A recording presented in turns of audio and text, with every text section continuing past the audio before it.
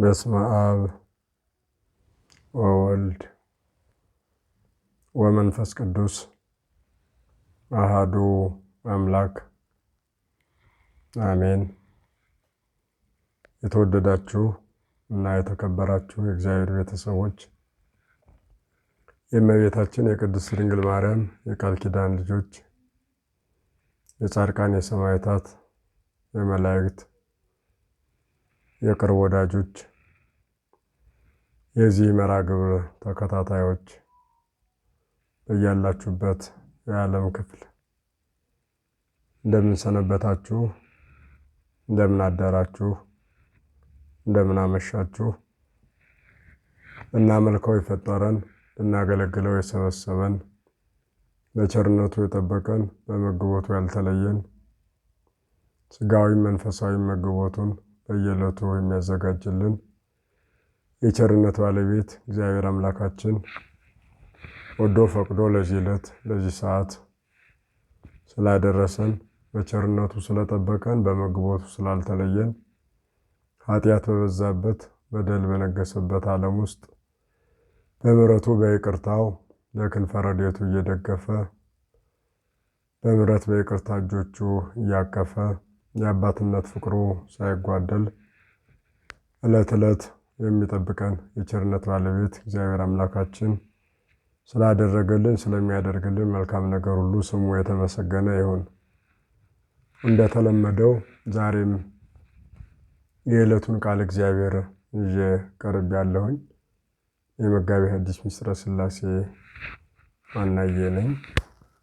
በያላችሁበት ይህን መርሐ ግብር እንድትከታተሉ በፍጹም ትሕትና እጠይቃችኋለሁ። ዛሬ የምንነጋገረው የዕለቱን ወንጌል ይሆናል። ዕለቱ ብርሃን ይባላል። በዚህ በዘመነ ነቢያት ውስጥ ከምናስባቸው ንዑሳት ክፍላተ ዘመን አንዱ ብርሃን የሚባለው ነው። ስብከት የሚባለው ያለፈው ሳምንት ነበር። የዛሬው ሳምንት ወይም የዛሬው ሰንበት ደግሞ ብርሃን ይባላል። ባለፉት ሳምንታት አባታችን ቅዱስ ያሬድን ተከትለን በቃል እግዚአብሔር ፈለግ እሱኑ ተከትለን ስብከት የሚለውን በጥቂቱ ተመልክተናል። ዛሬ ደግሞ ብርሃን የሚለውን እንመለከታለን። ሦስቱ ክፍላተ ዘመን የሚባሉት ከልደት አስቀድሞ በተከታታይ ሳምንታት የሚከበሩ ከጌታችን ንዑሳት በዓላት ሦስቱ ናቸው። አንደኛው ስብከት ይባላል። ሁለተኛው ብርሃን ይባላል።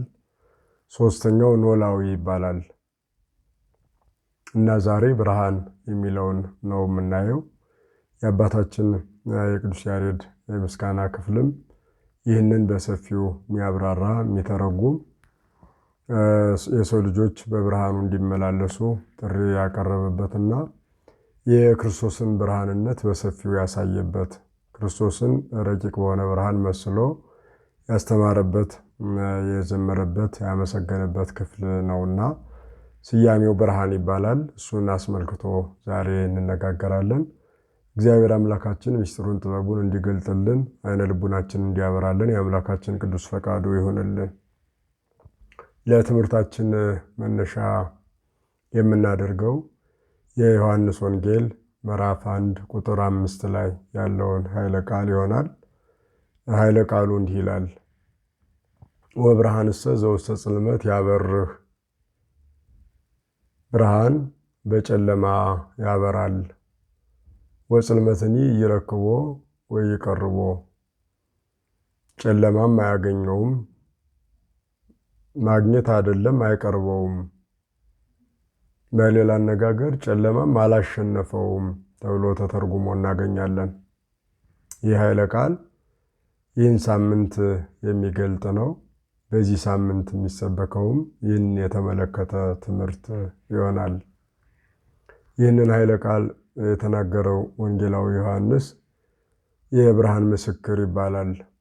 በዚህ አንቀጽ ውስጥም ብርሃን የተባለው እንዲሁ ከፀሐይ የምናገኘው ብርሃን ወይም ደግሞ ከእሳት የምናገኘው ብርሃን ወይም ደግሞ ጠበብቶች እንዲሁ ስነ ፍጥረትን መሰረት አድርገው ተራቀው ከፈጠሩት ካዘጋጁት የኤሌክትሪክ የተገኘ ብርሃን አይደለም። ይህ ብርሃን እያለ የሚጠራው የፍጥረታት ሁሉ ብርሃን፣ የፍጥረታት ሁሉ እውቀት፣ ለፍጥረታት እውቀትን፣ ጥበብን፣ ማስተዋልን ያደለ ከድንቁርና ጨለማ የሰው ልጆችን ነፃ ያወጣ አምላካችንን ነው ብርሃን እያለ የሚጠራው። ከዚህም የተነሳ ወንጌላዊ ዮሐንስ የብርሃን ምስክር፣ ለብርሃን ሊመሰክር የመጣ እየተባለ ተገልጧል። ወንጌላዊ ዮሐንስ ስለ ብርሃን ስለ ክርስቶስ ለመመስከር ሲጀምር እንዲህ በማለት ነው የጀመረው። ቀዳሚው ቃል ውእቱ፣ ያ ቃል በቅድምና በመጀመሪያ በጥንት ነበር ነው የሚለን። ይሄ ቅድምና መጀመሪያ ወይም ጥንት መነሻው የማይታወቅ እንዲሁም ደግሞ መዳረሻም የሌለው ጥንት ነው። ለፍጥረታት መጀመሪያ ጥንት ቅድምና የሚባለው ሲነገር መነሻው ጥንቱ መጀመሪያው ይታወቃል። ለአምላካችን ሲነገር ግን ጥንቱ መነሻው የማይታወቅ ነው። መጻሕፍት የአምላካችንን ክብር ልዕልና ገናንነት በሚመሰክሩበት ሁሉ የመጀመሪያውና የመጨረሻው የሚል ቃል ይጠቀማሉ። ያም አልፋና ኦሜጋ፣ አልፋ ወኦ በአማርኛ አልፋና ኦሜጋ የሚባለው የመጀመሪያውና የመጨረሻው መጀመሪያ የነበረ እንዲሁም ደግሞ መጨረሻ ራሱ የሆነ ጥንት ወይም ፍጻሜ የሌለው መሆኑን የሚገልጡበት ነው እና ወንጌላዊ ዮሐንስም በመጀመሪያ ቃል ነበር ነው የሚለን። ያ መጀመሪያ በፍጥረታት እውቀት በሰው ልጅ አእምሮ የሚደረስበት አይደለም። መነሻው ይህ ነው ተብሎ በሰዓት በጊዜ የሚሰፈር የሚቆጠር የሚለካ አይደለም። በጠቅላላው አምላካችን ዘመን የማይቆጠርለት ጊዜ የማይሰፈርለት በጊዜ በሳጥን በጊዜ በሰዓት ሳጥን ውስጥ ሊጠቀለል ሊወሰን የማይችል ከሁሉ አስቀድሞ የነበረ ከሱ በኋላ ያለውን ሁሉ ደግሞ የፈጠረ ያለ እርሱ ምንም ምን የተፈጠረ የሌለ የሁሉ ፈጣሪ የሁሉ አስገኝ የሁሉ ምንጭ የሁሉ ባለቤት ፍጥረታትን ሁሉ ፈጥሮ የሚገዛ መሆኑን የምንረዳበት ነው እና በዚህ ኃይለ ቃል ውስጥ በጠቅላላው ሀልዎተ እግዚአብሔርን ነው የሚነግረን እና በመጀመሪያ ቃል ነበር፣ ቃልም በእግዚአብሔር ዘንድ ነበር፣ ቃልም እግዚአብሔር ነበር ነው የሚለን። እንግዲህ በዚህ ትምህርት ውስጥ ዮሐንስ ወንጌላዊ ምስጢረ ሥላሴ የተባለውን የአንድነት የሶስትነት ትምህርት ነው የሚያስተምረን። በመጀመሪያ ቃል ነበር፣ ቃልም እንዲሁ ብቻውን አልነበረም፣ በእግዚአብሔር ዘንድ ማለት በእግዚአብሔር አብ ዘንድ በሕልውና ነበር። ወቱ ቃል አብ እግዚአብሔር፣ ያ ቃል በእግዚአብሔር ዘንድ ነበር ያልኳችሁም አገልጋይ ጌታውን ሰራዊት ንጉሱን ተጠግቶ እንደሚኖር ሳይሆን በሕልውና ከአብ ጋር በሕልውና የነበረ በሕልውና ዓለምን የፈጠረ ከአብ የተገኘ ነገር ግን ያስገኘው አብ የማይቀድመው የወለደው አብ የማይቀድመው ልብ ቃል እስትንፋስ በእኛ ሕይወት ውስጥ አሉ። ነገር ግን የሚቀዳደሙ አይደሉም። እንዲሁ ተባብረው ተሳስረው በአንድነት አንድን ነገር የሚገልጡ ናቸው። አሁን በዚህ በምንነጋገረው ሐሳብ ውስጥ ልብ ያስባል። እስትንፋስ ለመተንፈሳችን ሕያው ለመሆናችን ምክንያት ይሆናል። ቃል ደግሞ ልባችን ያሰበውን ነገር ይገልጣል። ነገር ግን ሁሉም አንድ ላይ እንጂ ልብ ብቻ ቢኖረን ቃልና እስትንፋስ ባይኖረን ማሰብ መናገር አይታሰብም፣ የሚታሰቡ አይደሉም። ቃል ከሌለን ደግሞ ያሰብነውን ነገር መግለጥ አንችልም። እስትንፋስ ባይኖረን እንዲሁ መተንፈስና አሁን ይችን ጊዜ እንኳን መነጋገር አንችልም። ልብ ቃል እስትንፋስ የሚባለውን ነውና በመጀመሪያ ቃል ነበር፣ ቃልም በእግዚአብሔር አብ ዘንድ በአብ ልብነት ሕልው ሆኖ ነበር። ወቱ ቃል ኀበ እግዚአብሔር፣ ያ ቃልም በእግዚአብሔር ዘንድ ነበር ስላችሁ መምህር ደቀ መዝሙር ከመምህሩ አገልጋይ ከጌታው እንዲሁም ደግሞ የንጉሥ መልእክተኛ ከንጉሱ ተጠግቶ እንደሚኖር አይደለም። አብ ሳይቀድመው ያለ መቀዳደም ያለ መበላለጥ በአብ ዘንድ ሕልው ሆኖ ይኖር ነበረ ነው የሚለን። እንዲሁም ደግሞ ወውቱ ቃል ሀበ እግዚአብሔር ያ ቃል ራሱ እግዚአብሔር ነበር ነው የሚለን። ይህንን ጥልቅ የሆነውን የነገረ መለኮት ሐሳብ በደስታ ፍጥሞ ተቀምጦ በመንፈስ ቅዱስ ተቃኝቶ በጸጋ እግዚአብሔር ተሞልቶ ይናገር እና መጻፍም ጀምሮ ነበር። ይህን በሚጽፍበት ሰዓት እንደ ወንጌላዊው እንደ ማቴዎስ ከስጋዊ ልደቱ አልጀመረም። እንደ ሌሎች ወንጌላውያንም ከጥምቀቱ ሰው መሆኑ ከተገለጠበት ከተረጋገጠበት ከሰው መሆኑ ተነስቶ አምላክነቱን ወደሚያስረዳው አይደለም የሄደው። ያ ቃል በማለት ሩቅ ወይም ደረቅ ቃል ከሆነው ሰው ሊደርስበት ከማይችለው ሩቅ ሰው ሊረዳው ከማይችለው ረቂቅ ቃል የጀመረው። ወንጌላዊ ማቴዎስን ስናይ ወንጌልን ሲጽፍ የአብርሃም ልጅ የዳዊት ልጅ የአብርሃም ልጅ ብሎ ነው የጀመረው። ሰው ከመሆኑ እዚሁ ከቅርቡ ሰው ሊረዳው ሊያየው ሊዳስሰው ሊጨብጠው ከሚችለው ነው የጀመረው። ወንጌላዊ ዮሐንስ ግን እንደዚህ አይደለም፣ ያ ቃል ብሎ ነው የጀመረው እና ይህንን አባቶቻችን ደረቅ ቃል ይሉታል። ምክንያቱም ለማብራራት ምክንያት የሌለው ለማስረዳትም እንዲህ ነው ብሎ ለማስረዳት ለሰው ልጅ አእምሮ የሚርቅና ለሰው ልቡና የሚረቅ ነው። ያ ቃል ነው ያለው። ያ ቃል ማለት ዓለምን የፈጠረ በአብ በመንፈስ ቅዱስ ሕልው ሆኖ የኖረ ከአብ ከመንፈስ ቅዱስ ጋር ሪና ያለው ልጅ ስለሆነ ከአብ የማያንስ ልጅ በመሆኑ አብ የማይበልጠው እንዲሁም ልጅ በመሆኑ ከመንፈስ ቅዱስ የማይበልጥ የማያንስ ከአብ ከመንፈስ ቅዱስ ጋር ሕልው ሆኖ በአንዲት ሪና የሚኖር መሆኑን የነገረን እና ይህንን ጥልቅ የሆነ ሐሳብ በተርጉማን አባቶቻችን በሰፊው በዝርዝር ተርጉሞ አብራርተው አስቀምጠውታል። ያን ሁሉ አንድ ሁለት ብለን ቅደም ተከተል ሰጥተን ብናስቀምጠው ለሁላችንም ሕሊና ሊርቅ ይችላል እና ይህንን ወንጌላዊ ዮሐንስ ይጽፍ በነበረበት ሰዓት መልአኩ በደሴተ ፍጥሞ ተገለጠለት ነው የሚለን። የፍጥሞ ደሴትን የውቅያኖስ አካል በእንቁላል ቅርፊት እየጨለፈ ሜዳ ላይ ሲያፈስ ተመለከተው ይላል። ወንጌላዊ ዮሐንስ አየው እና ምን እያደረግክ ነው አለው። ይህንን ውሃ ቀድቼ በዚህ እንቁላል ቅርፊት ቀድቼ ጨርሼ አርሼ ገብስ ልዘራው ነው ብሎት ነበር መልአኩ። ያው ሰው መስሎን የተገለጠለት።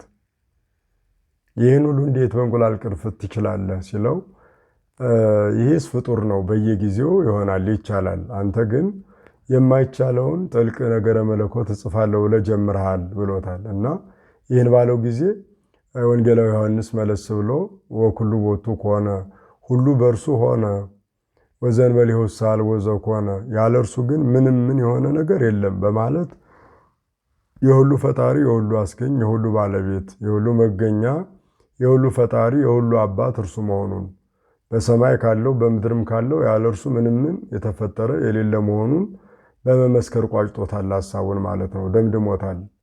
ሁሉ በእርሱ ሆነ ያለ እርሱ ግን ምንም ምን የሆነ ነገር የለም። የተፈጠረው ሁሉ በሱ ፈጣሪነት በሱ ካህሊነት በሱ ጌትነት የተፈጠረ ነው በማለት ነው የደመደመው። ይህም ከሰማይ የወረደው ከድንግል የተወለደው አካላዊ ቃል ከአብ ጋር ከመንፈስ ቅዱስ ጋር ሪና ያለው የሁሉ ፈጣሪ መሆኑን ያስረዳበት ነው። ይህን ካለ በኋላ ነው እንግዲህ በምድር ሰው ሆኖ ተገልጦ ስለመመላለሱ ዮሐንስ የመሰከረውን ምስክርነት የሚያመጣው። ወሃሉ አሐዱ ብእሲ አንድ ሰው ነበር ስሙ ዮሐንስ የሚባል አንድ ሰው ነበር ይልና የዮሐንስ ወንጌላዊን ስለ ብርሃን የመሰከረውን ምስክርነት ያመጣል። ይህንን ይናገርና እሱም ስለ ብርሃን ሊመሰክር መጣ ነው የሚለው። ስለ ብርሃን ሊመሰክር መጣ፣ ነገር ግን እሱ ብርሃን አልነበረም፣ የብርሃን ምስክር ሊሆን መጣ እንጂ እያለ ብርሃን የተባለው ክርስቶስ መሆኑን በግልጥ ያስረዳናል። ቀደም ሲል ነቢያት አባቶቻችን በክንድ መስለውታል። ባለፈው በዘመነ ስብከት ትምህርታችን እንዳየነው ክንድህን ላክልን እያሉ ነቢያት ተማጽኗቸውን ማቅረባቸውን አይተናል። ዛሬ ደግሞ ከክንድ በተለየ በሌላ ሁኔታ ነው ነቢያትም የመሰሉት ወንጌላውያንም የገለጡት። ስለዚህ በዚህ ውስጥ ምንድን ነው የሚለው? ምዕራፍ 5ን ስንመለከት ወብርሃንሰ ዘውስተ ጽልመት ያበርህ ወያሪ፣ ብርሃን በጨለማ ላይ ያበራል ጨለማም አላሸነፈውም ወይም ጨለማ አያገኘውም በማለት አካላዊ ቃልን በብርሃን መስሎ ይነግረናል።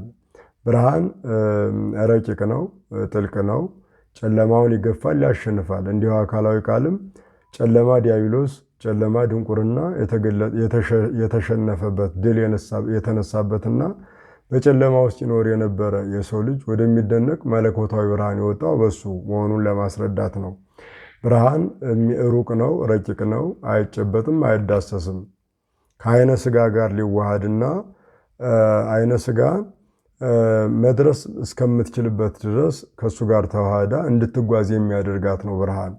እንዲሁም እውነተኛው ብርሃን ክርስቶስም የኛ አይነ ልቡና ከምድራዊው ቁሳዊ ከሆነው ዓለም አልፎ መንፈሳዊውን ዓለም እንዲያይ እንዲረዳ በሱ ብርሃንነት የምንዋሃድ እሱ በእኛ ሲያድር ጨለማው ከኛ እንደሚገፈፍና እንደሚሸነፍ ነው እየነገረን ያለው። ብርሃን በጨለማ ላይ ያበራል፣ ጨለማም አላገኘውም አላሸነፈውም ነው የሚለን። ይህ በጨለማው በዲያብሎስ ላይ ስልጣን ያለው በጨለማ ገዦች በአጋንንት ላይ ሁሉ ኃይልና ብርታቱ የተገለጠ መሆኑን ነው የሚያስረዳን። ጨለማ የሚለው ብዙ ትርጉም ይኖረዋል። አንደኛው የምናውቀው የተፈጥሮ ጨለማ ነው። በኦሪት ዘፍጥረት ምዕራፍ 1 ስናነብ የምናገኘው ወገብረ እግዚአብሔር ብርሃናተ አበይተ፣ እግዚአብሔርም ታላላቅ ብርሃናትን ፈጠረ። ዘያቢ ብርሃን ከመ ይምልክ መዓልተ ወዘይንስ ብርሃን ከመ ይምልክ ሌሊተ፣ ታላቁ ብርሃን በቀን እንዲሰለጥን አደረገው ይለዋል። ይህ ፀሐይ ነው፣ ለዓለም የብርሃን ምንጭ ሆነው ከደመና በታች ለምንኖር በምድር ላይ ለምንንቀሳቀስ የሰው ልጆች ሁሉ የሚያበራ ከምስራቅ እስከ ምዕራብ ጉዞ የሚያደርግ የብርሃን ጨረሩን ወደ ሰው ልጆች የሚልክ ዓለምን የሚያደምቅ የሚያሞቅ የሰው ልጆች እንዲመላለሱበት እንዲንቀሳቀሱበትና እንዲሰሩት የተሰጠ የሰማይ ጌጥ የምድር ፈርጥ የሰው ልጆች ጌጥና ሽልማት የሆነው ፀሐይ፣ ይሄ እውነተኛ ምድራዊው የብርሃናችን ምንጭ ነው። በዕለተ ረቡዕ በምስራቅ በኩል ወጥቷል። እንግዲህ ከዚያን ጊዜ ጀምሮ ብርሃኑን እየሰጠ ዕለት ዕለት የሰው ልጅ እየናፈቀው በብርሃኑ ለመድመቅ ለመመላለስ በሙቀቱ ለመሞቅና ቅዝቃዜን ለማሸነፍ የሚጠቀመው ብርሃን አለ። እንግዲህ ትንሹ ብርሃን የተባለው ደግሞ ጨረቃ ነው። ይህ ደግሞ በሌሊት ይሰለጥናል። ከዋክብትን እንደ ሰራዊት አስከትሎ በከዋክብት መካከል ደምቆና አሸብርቆ የሚታይ ነው። ይህ ሰሌዳ አለው። ብርሃን የራሱ የሆነ ብርሃን የለውም። ከፀሐይ ብርሃንን የሚቀበል እነሆ ከፀሐይ ባገኘው ብርሃን የሚያበራ ነው። ነገር ግን በከዋክብት ሰራዊትነት ደምቆና ታጅቦ ጨለማውን የሚያሸንፍ ጨለማውን የሚገፍና በሌሊት የሰው ልጆች ብርሃን እንዲያዩ የሚያደርግ ነው እና እንግዲህ በዚህ ውስጥ ያየነው የፀሐይ ብርሃን አለ፣ የጨረቃ ብርሃን አለ፣ የከዋክብት ብርሃን አለ። የብርሃን መጠናቸው የተለያየ ነው። ልክና መጠናቸው እንደየአቅማቸው በየልካቸው የተሰጠ ነው። ከጨረቃ ብርሃን የፀሐይ ብርሃን ይበልጣል። ከከዋክብት ብርሃን ደግሞ የጨረቃ ብርሃን ይበልጣል። ከከዋክብትም ደግሞ ከአንዱ ኮከብ የሌላው ኮከብ ብርሃን ያንሳል፣ የአንዱ ኮከብ ብርሃን ይበልጣል ማለት ነው። ይህንን ሐዋርያው ቅዱስ ጳውሎስ ኮከብም ኮከብ የአቢ ክብሩ በማለት ገልጦታል። ምስጢረ ትንሣኤን በገለጠበት ወይም የቅዱሳንን ክብር ባስረዳበት አንዱ ኮከብ ከአንዱ ኮከብ በክብር ይበልጣል ይለናል። ይህ ማለት በብርሃን በመጠን ያላቸውን መበላለጥ የሚያሳይ ነው። እነዚህ ሁሉ የብርሃን ምንጭ ጨለማን የምናሸንፍባቸው የምንገፍባቸው ናቸው። ጨለማ የምናውቀው ነው። ፀሐይ ሲጠልቅ በብርሃን ፋንታ የሚተካ ወይም የብርሃን አለመኖር ነው ጨለማ። ይህ ጨለማ ምድርን እንደፈለግነው እንድናይ የማያደርግ የምንረግጠውን የምንራመድበትን በደንብ እንዳናስተውለው የሚያደርግና አይናችን የሚዋሃደው ብርሃን ከኛ ላይ ሲለይ አይናችን ማየት እንዳይችል የሚያደርገን ጨለማ አለ። ያ ጨለማ ይሄ አንዱ የተፈጥሮ ጨለማ ነው። ከዚህ ሲያልፍ ግን ሁለተኛውና የሰው ልጆችን የሚያሰጋው በጣም ከፍተኛው ጨለማ ዲያብሎስ ነው። የሰውን ልጅ ወደ ጨለማ ወደ ሲኦል ወደ ገሃነመ እሳት የሰደደውና ከእግዚአብሔር ልጅነት ከመላእክት ህብረት የለየው ብርሃናዊ ዓለም ከሆነው ከገነት ከመንግሥተ ሰማያት ያራቀው በበደል እንዲወድቅ በኃጢአት እንዲደቅ ያደረገው ትክክለኛው ትልቁ ጨለማ ዲያብሎስ ነው። ከዚህ ሲያልፍ ደግሞ ለዲያብሎስ ተገዥ እንድንሆን የሚያደርግን ሌላኛው ጨለማ ሶስተኛው ጨለማ ድንቁርና ይባላል። ድንቁርና አራተኛው ደግሞ ክህደት ራሱ ጨለማ ነው። እነዚህን ሁሉ ጨለማዎች የሚያሸንፍ እውነተኛው ብርሃን ማን ነው ካል እውነተኛው ብርሃን ክርስቶስ ነው። በተለይም ሁለተኛውን ጨለማ ዲያብሎስን፣ ሶስተኛውን ጨለማ ድንቁርናን፣ አራተኛውን ጨለማ ክህደትን የሚያጠፋልን እውነተኛው ብርሃን፣ ድል የሚነሳልን እውነተኛው ብርሃን በጠፈር ላይ ሳይሆን በእኛ ልቡና ጠፈርነት ላይ የሚያበራ በቅዱሳን ላይ አድሮ የሚያበራ ተብሎ የተነገረለት እውነተኛ ፀሐይ ነው። ይህ በጨለማ ያበራል ማለት በዲያብሎስ ላይ ስልጣን አለው፣ በድንቁርና ላይ ስልጣን አለው፣ በክህደት ላይ ስልጣን አለው። ኃጢአትን፣ ክህደትን፣ ድንቁርናን፣ ዲያብሎስን ድል የነሳ መሆኑን ያሳየናል ማለት ነው። እንግዲህ የሰው ልጅ ወደ ጨለማ የተጓዘው በዲያብሎስ እንደሆነ ወደ ብርሃን የወጣው ደግሞ በክርስቶስ ነው። ስለዚህ ከብርሃንና ከጨለማ ይልቅ ሰው ለሕይወቱ ሙላት፣ ለእንቅስቃሴው ስኬት ብርሃን እንደሚያስፈልገው ሁሉ በመንፈሳዊ ሕይወቱ ደግሞ ጨለማ ከተባለው ከዲያብሎስ ይልቅ የሚያስፈልገው ለሰው ልጅ ክርስቶስ ነው። የክርስቶስን ብርሃንነት ሲለብሰው ሲጎናጸፈው ጨለማ የሆነውን ዲያብሎስን፣ ጨለማ የሆነውን ድንቁርናን፣ ጨለማ የሆነውን ክህደትን ይህን ጥግ አድርጎ የሚመጣውን ጨለማን፣ ኃጢአትን፣ ሞትን፣ የሞት ሞትን፣ ፍዳን፣ መርገምን ማሸነፍ የሚችለው በዚህ ብርሃን መመላለስ ሲችል ነው ማለት ነው። እና ይህን ብርሃን ያስተዋውቅ የነበረው ዮሐንስ መጥምቅ ይህንንም የመሰከረው ዮሐንስ ወንጌላዊ ብርሃን በጨለማ ላይ ያበራል ነው የሚለን። በዲያብሎስ ላይ፣ በድንቁርና ላይ፣ በክህደት ላይ፣ በኃጢአት ላይ ያበራል ነው የሚለን። ይህ እውነተኛው ብርሃን ነው ክርስቶስ ማለት ነው። ቅድም ካነሳናቸው ከፀሐይ፣ ከጨረቃ፣ ከከዋክብት የተለየ ወይም ደግሞ የሰው ልጆች ስነ ፍጥረትን መሰረት አድርገው ከፈጠሯቸው በየቤታችን ከሚያበሩ የአምፖል ብርሃኖች ከነዚህ ሁሉ የተለየ ነው። የሰው ልጅ በጥበቡ ከሚጠቀማቸው ብርሃኖች ሁሉ የተለየ ነው።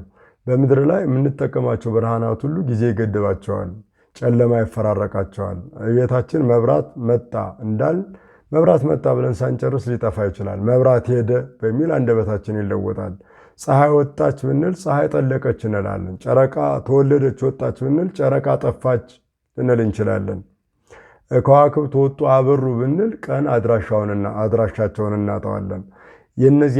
የዚህ ዓለም ብርሃናት በሙሉ ጊዜ የሚገድባቸው ጠፈር ደፈር ማለት ተራራ ገደል የሚከለክላቸው በተወሰነ ጊዜ የሚያበሩ በተወሰነ ጊዜ የሚጨልሙ ናቸው።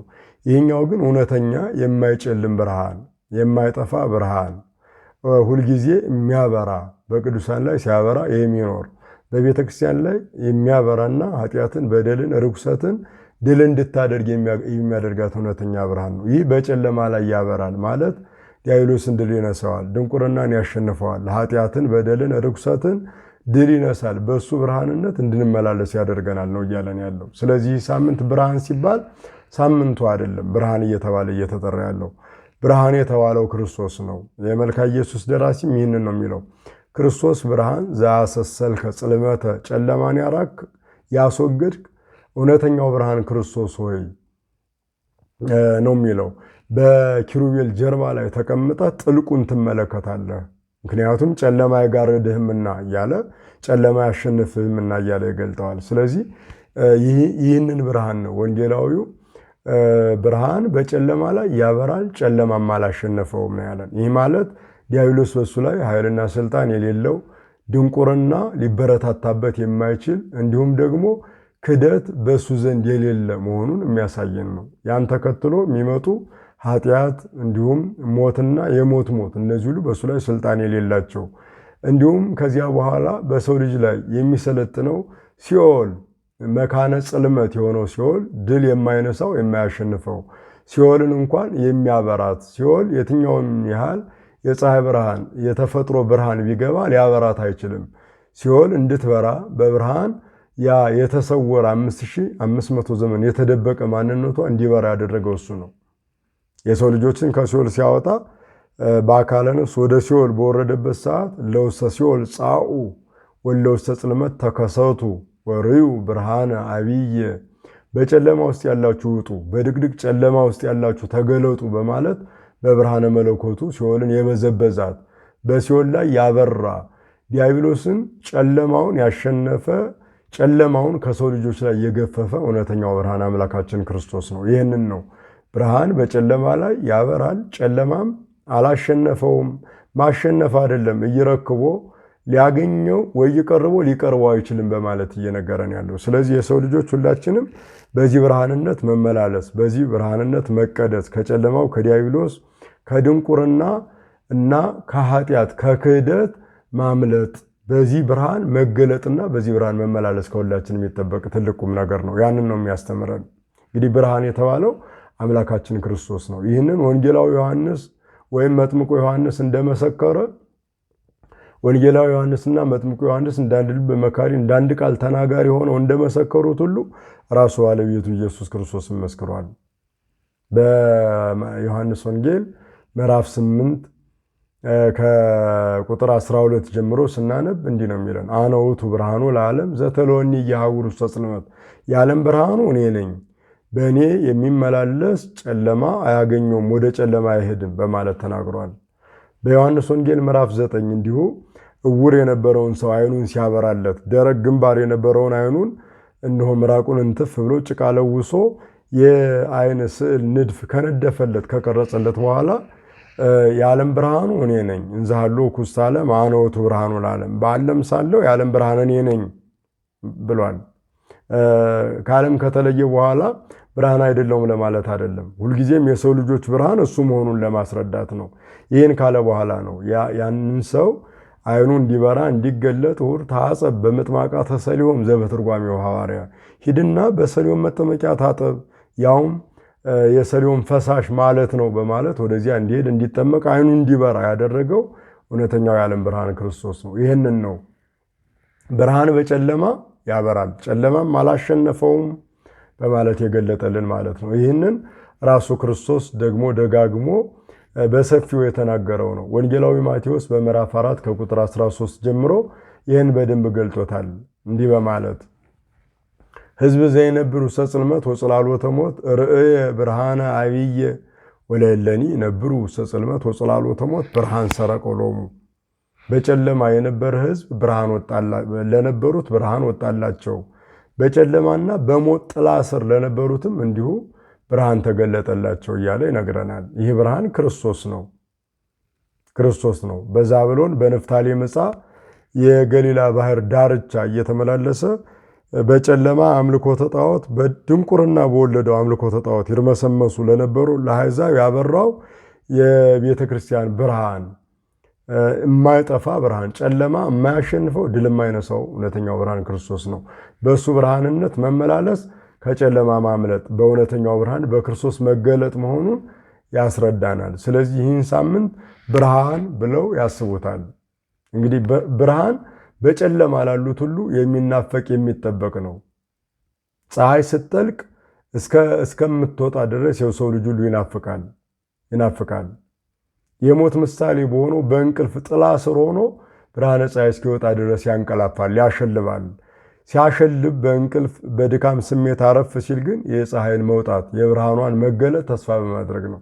እንዲሁም ሁሉ የሰው ልጅ በሞተ ሥጋ የሚኖር በመቃብር የሚኖር ሁሉ የሱን ብርሃንነት ጨለማ ከሆነው ከመቃብር የሚያወጣው በትንሣኤ እውነተኛውን የሕይወት ብርሃን የሚያጎናጽፈው እሱን ተስፋ በማድረግ ያንቀላፋል የሰው ልጅ ሁሉ፣ ሞት በተባለው እንቅልፍ ማለት ነው። ለእነዚህ ሁሉ የሚያበራ እሱ ነው እውነተኛው ብርሃን። ስለዚህ ይህን ብርሃን ነው ወንጌላዊው ብርሃን በጨለማ ላይ ያበራል፣ ጨለማም አላሸነፈውም በማለት የገለጠልን። ይህን እንግዲህ የእውነተኛው ብርሃን ክርስቶስ በዚህ ምድር ላይ ይመላለስ በነበረበት ጊዜ ሕይወታቸው የጨለመ ሰዎች ወደ ብርሃኑ ለመምጣት ፈቃደኛ አልነበሩም። በዚህ ብርሃን መገለጥ አልወደዱም። ይህንን ወንጌላዊ ዮሐንስ አሁንም ገልጦት እናገኛለን። በዮሐንስ ወንጌል ምዕራፍ 3 ከቁጥር 19 ጀምሮ ስናነብ ይህንን ነው የሚለን፣ እስመ ብርሃን መጻ ውስተ ዓለም ወአብደረ ሰብእ ጽልመተ እምብርሃን እስመ እኩይ ምግባሩ እስመ ኩሉ ዘእኩይ ምግባሩ ይጸልእ ብርሃነ ወኢይመጽእ በብርሃን ከመ ኢይትከሰቶ ምግባሩ ነው የሚለን ዮሐንስ ወንጌላዊ። እውነተኛው ብርሃን ወደዚህ ዓለም መጣ፣ ወገኖቹ ግን አልተቀበሉትም። የሰው ልጅ ግን ሊቀበለው አልወደደም። ስራው ጨለማ ነበረና፣ ስራው ጨለማ ማለት ስራው ክፉ ነበረና ነው የሚለን። ስራው ክፉ ነበረና ወደ ብርሃን አልመጣም ይለናል ዓለም። እስመ ኩሉ ዘእኩይ ብርሃኑ ዘእኩይ ምግባሩ ይጸልእ ብርሃነ ወኢይመጽእ በብርሃን። ስራው ክፉ የሆነ ሰው ሁሉ ወደ ብርሃን አይመጣም፣ ክፉ ስራው እንዳይገለጥ ነው የሚለን። ክፉ የሆነው በጨለማ የሚመላለሰው ዓለም ይህን እውነተኛ ብርሃን ክርስቶስን ለመቀበል በሱ ብርሃንነት ለመመላለስ አልፈቀደም። ልቡናው ጨልሞ ነበር። ልቡናው በአምልኮተ ጣዖት ታስሯል፣ በትዕቢት ተወጥሯል፣ በክፋት ተሞልቷል፣ በተንኮል ታስሮ ስለነበረ ወደ ብርሃን ሊመጣ አልወደደም።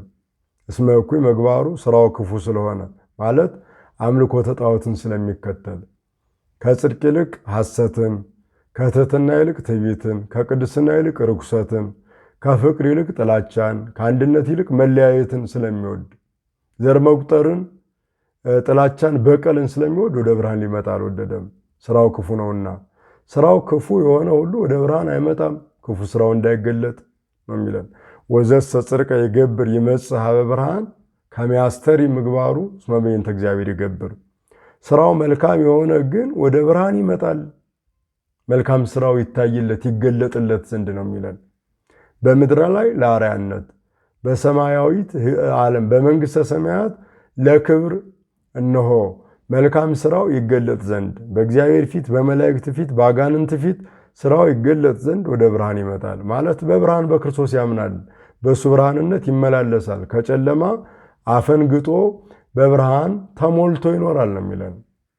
ስለዚህን ብርሃን ዓለም ሊመላለስበት ሊቀደስበት ከጨለማ ሊወጣበት አልፈለገም። ብርሃን ግን ጨለማ የማያሸንፈው በጨለማ ላይ የሰፈነ የገነነ ነበር ነው የሚለን እና ይህ ብርሃን በማለት የገለጠው ረቂቅነቱን ሁሉን ቻይነቱን የሚገልጥ ነው። ብርሃን ጽንፍ እስከ ጽንፍ እንደሚደርስ እሱም በዓለም ሁሉ ምሉ የሆነ የማይወሰን የማይገደብ መሆኑን ያሳየናል። ብርሃን ረቂቅ እንደሆነ እሱም ረቂቅ መለኮት ነው። ሰው ሆኖ በስጋ ቢገለጥም በስጋ ማርያም ተገልጦ ብናየውም በአጭር ቁመት በጠባብ ደረት ተወስኖ በምድር ላይ ቢመላለስም እውነተኛ ብርሃን የማይወሰን ለሰማይም ለምድርም ብርሃን ስለነበረ ነው። ይህንን ነው አባቶቻችን ፀሐይ ዘዘልፈ ያበረ ዲበ ቅዱሳን ወኩሎ ተከለለ ሰርጎ ዓለም፣ ለዓለም ጌጥ ሁሉን የፈጠረ የማይጠፋ ብርሃን የማይጠፋ ፀሐይ ይሉታል። ክርስቶስን የማይጠፋ ፀሐይ በድንግል ማርያም ሰማይነት ለዓለም የሚያበራ ፀሐይ እሱን ፀሐይ ይለዋል። እናቱን ደግሞ ሰማይ ይላታል። ዳግሚት ሰማይ ሁለተኛዋ ሰማይ ነው የሚላት። እውነተኛው የጽድቅ ፀሐይ ክርስቶስ የወጣባት ዕለት ዕለት በሥርዓተ ቅዳሴያችን ወደ ምስራቅ ተመልከቱ የሚል አዋጅ በዲያቆኑ ይታወጃል። ወደ ምስራቅ የምንመለከተው ለምንድን ነው ከተባለ እውነተኛውን የጽድቅ ፀሐይን ለማየት ነው። ምስራቅ የፀሐይ የብርሃን ምንጭ እንደሆነ አማናዊት ምስራቅ ድንግል ማርያም፣ አማናዊት ሰማይ ድንግል ማርያምም የእውነተኛው ብርሃን የክርስቶስ መውጫ ናት። እሱ የተወለደ ከሷ ነውና ነው ወደ ምስራቅ ተመልከቱ የሚለን። አቅጣጫ እየጠቆመን አይደለም። ስናስቀድስ ሁላችንም ወደ ምስራቅ ዞረን እንደምናስቀድስ ይታወቃል። ምናልባት በምስራቅ የቆመ ካልሆነ በቀር ወደ ምዕራብ የሚዞረው በምዕራብ የገባ ሁሉ ፊቱ ወደ ምስራቅ እንደሚሆን ይታወቃል። ነገር ግን አቅጣጫ ሳይሆን እውነተኛውን የጽድቅ ፀሐይ እውነተኛውን ብርሃን ክርስቶስን እንድናየውና በብርሃኑ እንድንመላለስ እውነተኛዋ የጽድቅ ፀሐይ ድንግል ማርያም አማናዊት ምስራቅ መሆኗን እውነተኛው ብርሃን ጨለማ ያላሸነፈው እውነተኛው ብርሃን ክርስቶስ መሆኑን እየገለጠልን ነው። በዚህ ብርሃን እንድንመላለስ ዮሐንስ ወንጌላዊ ይመሰክራል። ዮሐንስ መጥምቅ ይመሰክራል። ራሱ ባለቤቱ ክርስቶስ ነግሮናል። እኔ የዓለም ብርሃን ነኝ ብሎ አነ ውእቱ ብርሃኑ ለዓለም የዓለም ብርሃን እኔ ነኝ በማለት ነግሮናል። በዚህ ብርሃንነት ብንመላለስ ከጨለማ እናመልጣለን። ጨለማው ዲያብሎስ፣ ጨለማው ድንቁርና፣ ጨለማው ክደት በእኛ ላይ ኃይል የለውም። የሲኦል የገሃነመ እሳት ጨለማ በእኛ ላይ ስልጣን አይኖረውም። ለምን? እውነተኛው ብርሃን በእኛ ላይ ያለና ማለት ነው። እውነተኛውን ብርሃን እንመላለስበታለንና ከእንቅፋት ከነፍስ እንቅፋት ከስጋም እንቅፋት እናመልጣለን። ከመከራ ማምለጥ የምንችለው በዚህ ብርሃን ላይ ስንመላለስ ነው። ዛሬ ሕይወታችን ሲታይ ከዚህ ብርሃን የራቀ በመሆኑ በሕይወታችን በልቡናችን ላይ ድቅድቅ የመርገም የክፋት የተንኮል ጨለማ ነግሶ ይታያል። ስለዚህ የምንሄድበትን ማወቅ የምንመላለስበትን መረዳት ተስኖን በጨለማ በቀል ውስጥ ስንመላለስ ይታያል። በጦርነት በመለያየት የምንርመሰመሰው በዚህ ብርሃን ካለመመላለሳችን የመነጨ ነው። በዚህ ብርሃን የሚመላለስ እንቅፋት የሆነውን ኃጢአትን፣ ጥላቻን፣ መርገምን፣ ክፉ ነገርን ሁሉ ይለያል፣ በደንብ ያውቃል። ስለዚህ ይህንን ነው ሊቃውንት አባቶቻችን እነ ቅዱስ ኤፍሬም ብርሃን ዘበአማን ዘያበር ለኩሉ ሰብ ለሰው ሁሉ የሚያበራው እውነተኛው ብርሃን በማለት ይገልጡታል። እውነተኛው ብርሃን ነው የሚሉት። ከዚህ ዓለም ብርሃን ለይተው ነው የሚናገሩት። ከዚህ ዓለም ብርሃን ይለያል። የዚህ ዓለም ብርሃን ቀን አለ ማታ የለም። የጨረቃ ብርሃን ሌሊት አለ ቀን አያበራም። የከዋክብት ብርሃን ሌሊት ከጨረቃ ጋር ብልጭ ሲል አይተነዋል። ቀን ግን አናገኘውም። ቢኖርም ልኩ ነው፣ አይታይም። ብርሃኑ ኮከቡ እያለ ብርሃኑ ሊያበራ አይችልም። ይሄኛው ብርሃን ግን ሁልጊዜ የሚያበራ፣ ሁልጊዜ በሐዘን ጨለማ ውስጥ ስንሆን ልቡናችንን በደስታ ብርሃን የሚያበራው፣ ሐዘናችንን ከልቡናችን ገፎ አሸንፎ ልቡናችንን በደስታ የሚሞላው ብርሃን ይህ ነው። እሱም ክርስቶስ ነው። ስለዚህ በዚህ ብርሃን ለመመላለስ ንስሐ መግባት፣ በንስሐ መዘጋጀት ያስፈልጋል። ስጋውን መብላት፣ ደሙን መጠጣት፣ በቅዱስ ስጋው ታትሞ መኖር ያስፈልጋል። ይህ ብርሃን በእኛ ልቡናነት ሲበራ ጨለማ ከኛ ይርቃል። ይህንን ነው የሚሉት ሊቃውንት። ወሶበ ይሰርቅ ብርሃን አምላካዊ ውስተ ልብነ ያበውሃ ለነፍስ ውስተ ኩሎን ጠባአያት። መለኮታዊ ብርሃኑን በእኛ የልቡና ሰሌዳ ላይ ሲፈነጥቅ ሲያበራው ነፍሳችን በሁሉ ላይ እንድትሰለጥን ያደርጋታል ይላል። ነፍሳችን ራስን በመግዛት ላይ እንድትሰለጥን የሚያደርጋት የመለኮታዊ ብርሃን በእኛ ልቡና ላይ ሲያበራ ነው። ይህ መለኮታዊ ብርሃን በእኛ ልቡና ላይ ካላበራ ያ ቅድም የጠቀስነው ጨለማ ዲያብሎስ በእኛ ላይ ይሰለጥናል። በልቡናችን ሰሌዳ በአእምሯችን ጓዳ ላይ ጨለማውን ይስለዋል። ጥላቻውን፣ ክፋቱን፣ በቀሉን፣ አምልኮ ጣዖቱን፣ መለያየቱን፣ መጋደሉን፣ መባላቱን በእኛ ላይ ይስለዋል። ያን እናደርገዋለን። የምናስበው ያ ይሆናል፣ የምናደርገው ያ ይሆናል። የምናስበው ክፉ፣ የምናደርገውም ክፉ ይሆናል። የምናስበው ደግ፣ የምንሰራውም ደግ መልካም እንዲሆን እውነተኛው መለኮታዊ ብርሃን በልቡናችን ላይ መብራት አለበት። በዚህ ብርሃን ለመመላለስ ልቡናችን የተዘጋጀ፣ የተቃኘ፣ የተዋጀ፣ በዚህ ብርሃን የተሸለመ መሆን አለበት። በዚህ ብርሃን የሚመላለሱ ይህን ብርሃን የሚከተሉ ቅዱሳን ሐዋርያት እናንተ የዓለም ብርሃን ናችሁ ተብለዋል። የዓለም ብርሃን ናችሁ፣ የዓለም ጨለማ ናችሁ አይደለም የተባሉት፣ የዓለም ብርሃን ናችሁ። ምክንያቱም የእሱ የእውነተኛው ብርሃን የክርስቶስ ተከታዮች ናቸው። እሱን የሚሰሙ የሚያደምጡ፣ በቃሉ የሚመሩ የሚኖሩ፣ እሱን የሚያከብሩ ናቸው። ስለዚህ እናንተ የዓለም ብርሃን ናችሁ። ጨለማው ዓለም በእናንተ ትምህርት፣ በእናንተ እውቀት፣ በእናንተ ልቡና ላይ በተሳለው መለኮታዊ ብርሃን ጨለማው ዓለም ይበራል። አልጫው ዓለም ይጣፍጣል። የወደቀው ዓለም ይነሳል። የታመመው ዓለም ይፈወሳል። የረከሰው ዓለም ይቀደሳል። ለዓለም ታበራላችሁ ብሏቸዋል። እንኳን እሱን የሚከተሉና እሱን የሚመስሉ ቃሉን የሚሰሙ በብርሃንነቱ የሚመላለሱ ሁሉ የዓለም ብርሃን ይባላሉ። ያንን ነው የሚያስረዳን። ስለዚህ የዓለም ጨለማ እንዳንሆን የዓለም ብርሃን እንድንሆን ለሰው የምናበራ የሰውን ሕይወት በብርሃን እንዲመላለስ የምንረዳ የምናግዝ እንጂ ለሰው ሕይወት መጨለም ምክንያት እንዳንሆን ይህን ብርሃን መከተል በዚህ ብርሃን መመላለስ ያስፈልጋል ማለት ነው። ይህንን ነው የሚነግረን፣ ይህንን ነው የሚያስረዳን። ስለዚህ አባቶቻችን ቅዱሳን ሐዋርያት ይህን ብርሃን ለዓለም መስክረዋል፣ ለዓለም ተናግረዋል። በጨለማ በአምልኮተ ጣዖት በድንቁርና በኃጢአት በዲያብሎስ ግዛት ስር የነበረው ዓለም ነፃ እንዲሆን ይህን እውነተኛውን ብርሃን ለዓለም አስተዋውቀዋል፣ ገልጠዋል። በእነሱ የትምህርት ጠረፍነት ላይ ይህ ብርሃን በርቷል፣ ተመላልሷል ማለት ነው። ያንን ነው የምንረዳውና እኛም በዚህ ብርሃን መመላለስ፣ በዚህ ብርሃን መቀደስ፣ ከዚህ ብርሃን ሳናመልጥ በዚህ ብርሃን ውስጥ መኖር እንደሚገባን ነው የሚያስተምረን። ይህ እንግዲህ ዘመነ ብርሃን የሚባለው። ስለዚህ ቅዱስ ያሬድን ሌሎችንም ሊቃውንት አባቶቻችንን ብንጠይቃቸው ብንመረምር ትምህርታቸውን በዚህ መልኩ ያስተምሩናል፣ ያስረዱናል ማለት ነው እና በዚህ በብርሃኑ እንድንመላለስ ከጨለማው እንድንወጣ እግዚአብሔር አምላካችን በቸርነቱ ይርዳን። ሐዋርያው ቅዱስ ጳውሎስ ያለውን የመልእክቱን ቃል የትምህርታችን መደምደሚያ እናድርገው። በሮሜ መልእክቱ ምዕራፍ 13 ላይ እንዲህ በማለት ነው የሚነግረን። ሀለፈት ሌሊት ወመጻት መዓልት፣ ሌሊቱ አለፈ መዓልቱ መጣ። ወንግድፍም ላዕሌነ ምግባረ ጽልመት፣ የጨለማውን ሥራ እንተው ነው የሚለን። የጨለማው የዲያብሎስን ሥራ በእሱ አነሳሽነት በእሱ ቀስቃሽነት የምንሰራውን የጨለማ ሥራ እንተው። ወንልበስ ወልታ ብርሃን፣ የብርሃንን ጥሩር እንልበስ። ከመናንሶሱ በምግባረ ጽድቅ፣ በመልካም ሥራ እንመላለስ ዘንድ ይላል።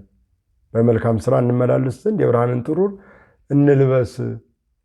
ጨለማ እያለ እዚህ ላይ የገለጠው ኦሪትን፣ ኃጢአትን፣ ፍዳን፣ መርገምን፣ ዲያብሎስን ነው። ይሄ አልፏል ማለት ኦሪት በወንጌል ተተክቷል።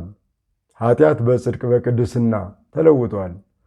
የዲያብሎስ ኃይል ስልጣን ተሽሯል፣ ደክሟል። ስለዚህ የጨለማውን ሥራ በሙሉ እንተወው፣ የብርሃንን ልብስ እንልበስና በብርሃኑ እንመላለስ። ከመናን ሶሱ በምግባረ ጽድቅ በመልካም ሥራ እንኖር ዘንድ ነው የሚለን። ስለዚህ በመልካም ሥራ መኖር የምንችለው በብርሃን ስንመላለስ ስለሆነ ብርሃኑን በልቡናችን ላይ ያብራልን፣ ጨለማውን ያርቅልን። አምላካችን በሀገራችን ላይ ያለውን የጥላቻ፣ የበቀል፣ የመለያየት፣ የጦርነት፣ የረሃብ፣ የእንግልት ጨለማ አምላካችን በብርሃንነቱ እንዲያርቅልን የአምላካችን ቅዱስ ፈቃዱ ይሁን። ስብሐት ለእግዚአብሔር ወለወላዲቱ ድንግል ወለመስቀሉ ክቡር። ይቆየን።